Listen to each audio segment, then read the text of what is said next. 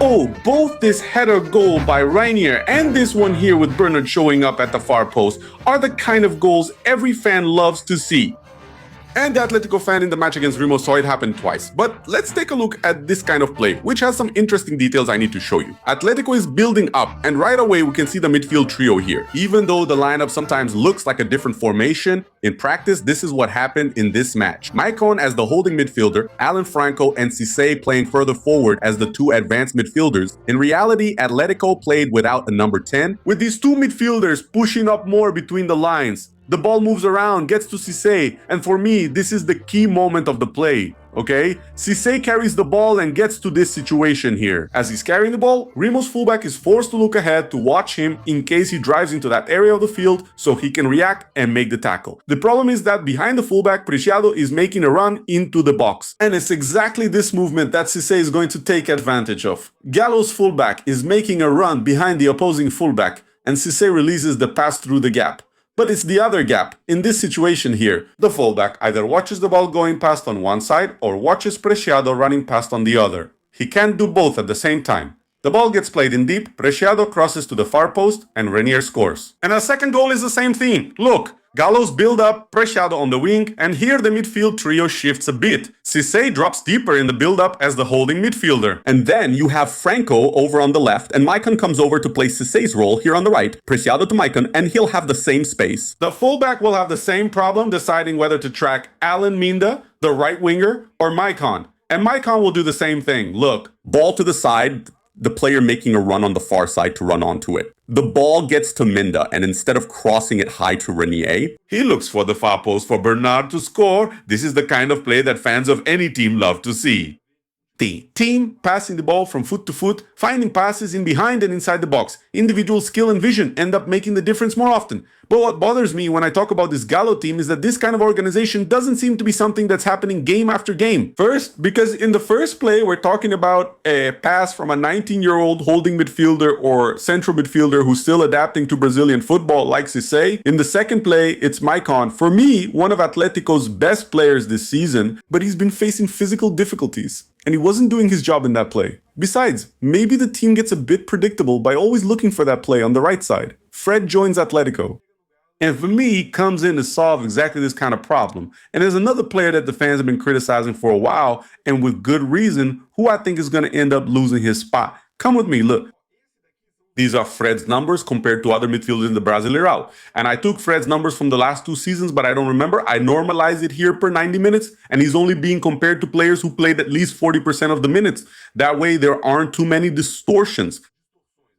He's a guy who can contribute a lot defensively, in ball recoveries, and in defensive duels.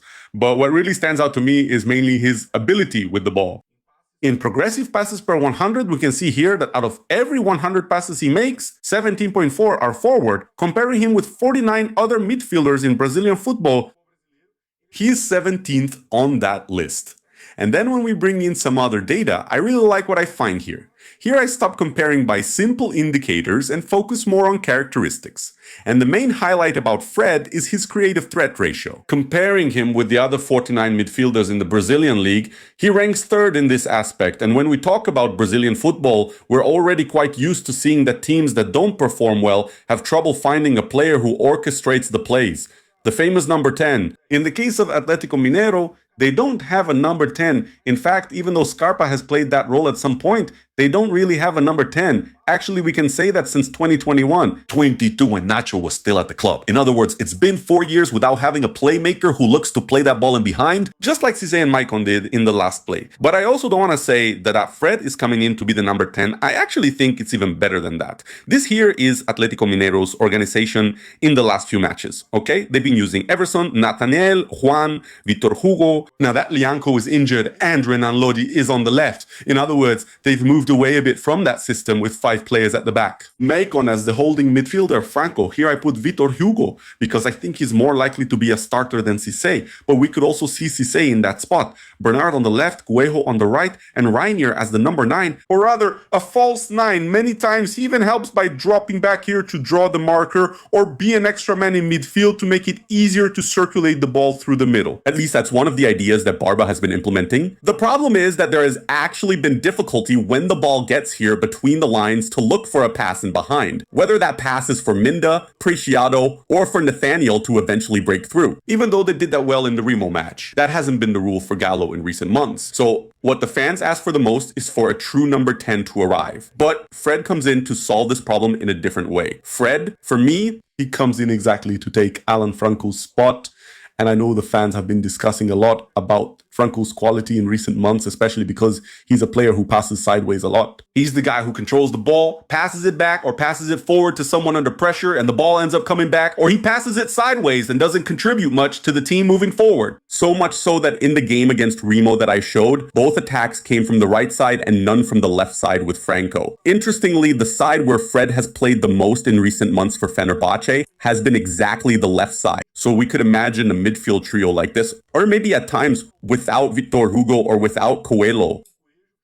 Imagining Cissé coming back here to bring a little more defensive balance. Looking at Fred's behavior on the field and looking at his numbers, it's very clear to me that in our Brasileirão fantasy game, Fred is going to be the guy who adds a lot in key passes. Our fantasy isn't limited to just who scored or assisted. No, we're talking about real performance. And if you don't know it well yet, just click on the card up here or wait until the end of the video. I'll leave it linked here. All right, Fred in practice is this guy right here. Look, he's now showing up a bit more on the right side, but he's been moving a bit further away from the ball. He's not that kind of midfielder who finishes plays, the guy who gets in behind the defense to end up scoring a lot of goals. Danilo from Botafogo, for example, really has that characteristic. Fred already has a different profile. Instead of getting into the box, he provides more support to build up the play with just a few touches. He receives, he turns. Here, I'm even unsure if he actually touches the ball or just slows it down. And before he has full control of the ball, he already scans to understand the scenario in front of him. Fred also isn't the type of defensive midfielder who makes long runs or dribbles. Cissé, for example, is a guy who turns really well. And other examples that Atletico fans will remember well. Alan and Jair did this very well. They turned well away from their marker and played some passes in behind. Fred is a guy who carries the ball less but is more aggressive with his passing. Here, he controls it, lets the ball slow down, and he sees this scenario here. Look. His number 9 playing the role of a false 9, and the winger steps inside, attacking exactly the space that his number 9 is creating. In other words, he pulls the defender out of position, and someone else comes to attack that space. What does Fred notice? That the space that opens up for him to find the pass isn't necessarily on the outside. If he looks for this path here, he'll end up releasing the pass too far back and giving the defense time to reorganize. So he sees this other gap and will play the pass into the space ahead for the attacker to meet the ball. Just like Cissé and Maicon did. Ball goes wide, this guy either looks at the player making the run or watches the ball going to the other side. The ball gets there and the number 9 ends up missing a very clear chance, right? Another play. Now Fred will show up a bit more on the left side, playing in that position similar to Franco, which is being closer to the defensive midfielder than to the striker himself. He's going to receive this ball. He turns, looks for space, and this is where he's going to take advantage. He's behind this defender or this opposing fullback that he's going to find the opportunity. The guy even moves his head around because he's watching this fullback who might overlap and the winger who's out of the frame here. But as Fred moves forward, he also has to keep an eye on the ball. And then the same problem comes up. Look at the false 9, drawing this guy away from his mark and looking for the pass in the gap so the winger can make a run into the other space.